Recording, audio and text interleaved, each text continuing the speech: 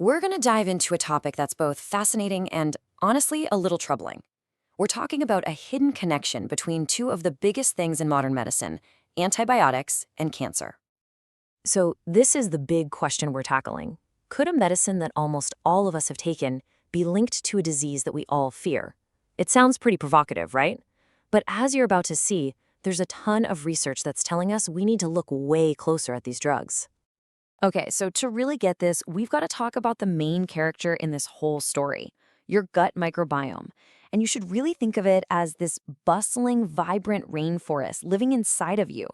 It's not just some germs, it's a whole ecosystem of about 100 trillion microbes all working together.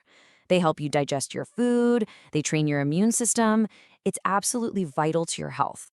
Right. So, what happens when we drop antibiotics into this beautiful, balanced ecosystem? Well, antibiotics are miracle drugs, for sure. They save lives.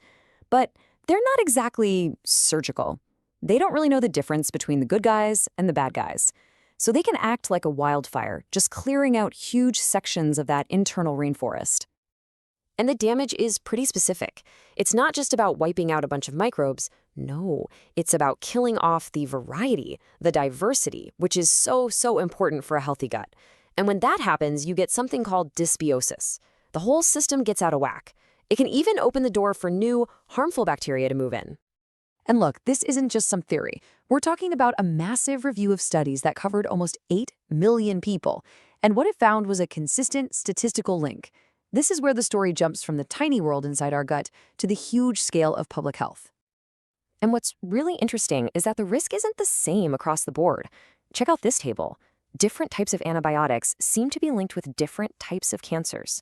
You can see penicillin, for example, linked to a bunch of cancers in the gut and lungs, while others are more specific. It's a really complex picture. So what does this all add up to? Well, that big analysis found that overall, people who take antibiotics are about 18% more likely to develop cancer. Now, that might not sound like a giant number, but think about how many people take antibiotics. It's a number we really have to pay attention to. And it totally makes sense where the risk is highest. The colon. That's like the capital city of your microbiome. It's the most densely packed community of microbes in your whole body. So if antibiotics are going to cause trouble, the colon is ground zero for the consequences. That probably explains the strong link to colorectal cancer.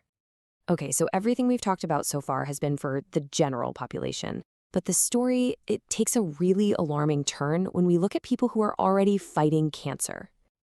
Let's zoom in on a specific study from the Cleveland Clinic. They were looking at a very specific group, women with advanced ovarian cancer who were getting a standard, powerful treatment called platinum chemotherapy. And wow, the results were just stark. Look at this. For the patients who also got antibiotics during their chemo, their cancer was much more likely to come back. But the real stunner was overall survival. The group without antibiotics lived on average for 62.4 months.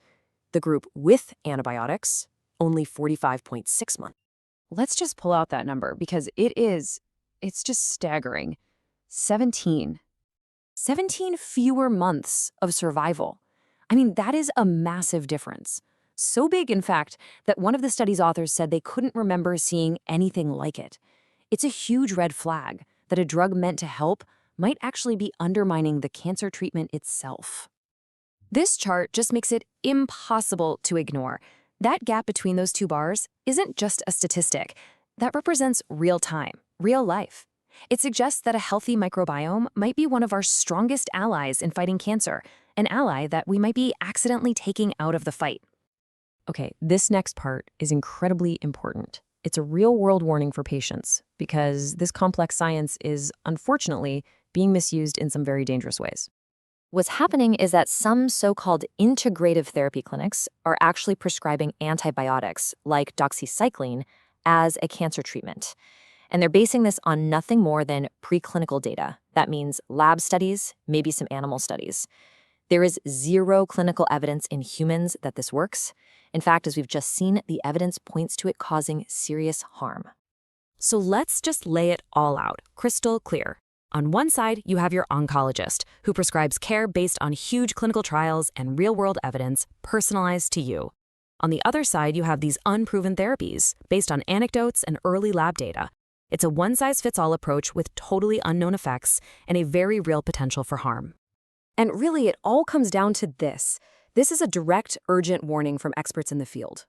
Please never self-medicate. If antibiotics ever become a standard part of cancer care, it will be your oncologist who tells you that. Trying to do it yourself, the odds are just stacked so strongly against you. Okay, I know, that was a lot of really heavy information. And the point here is absolutely not to make you afraid of antibiotics. They are essential, life-saving drugs. The goal is to empower you with knowledge so you can navigate this whole issue safely. So here it is, your simple 4-step action plan. Number 1, practice antibiotic stewardship. That's just a fancy way of saying use them wisely, only when you really need them. 2, if you're a cancer patient, tell your oncologist about everything you're taking, no exceptions. 3, trust the treatments that are backed by evidence. And finally, number 4, ask questions. Be your own advocate. So if you take one thing away from all of this, let it be this. We have to change how we think about antibiotics. They aren't just harmless cure-alls that we can pop without a second thought. They are incredibly powerful tools that literally reshape the world inside us, and they have to be used with caution and respect. And that really leaves us with this huge, fascinating question for the future. We are just scratching the surface of understanding this incredible ecosystem inside of us. As we learn more, how is it going to transform not just cancer care, but all of medicine? It's a pretty amazing reminder that sometimes the biggest scientific frontiers are the ones we've been carrying around with us all along.